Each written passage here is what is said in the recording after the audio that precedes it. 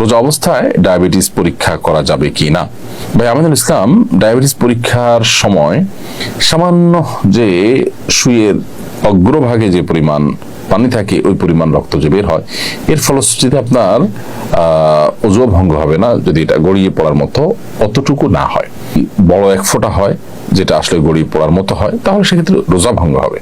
আর রোজা অবস্থাতে এই টেস্ট করলে রোজার কোনো ক্ষতি হবে না, কারণ শরীর থেকে 1, 2, 4, 10 ফোঁটা 20 ফোঁটা এর কোনো ক্ষতি হয় না। যদি এত বেশি রক্ত পড়ে যার ফলে আসলে রোজাদার ব্যক্তির জন্য রোজা রাখাটা চ্যালেঞ্জিং হয়ে যায়, দুর্বল হয়ে যায়, তাহলে সেটা অ্যাভয়েড করতে শরীয়ত নির্দেশ করেছে, যদি সেটা অ্যাভয়েড করার মতো হয়।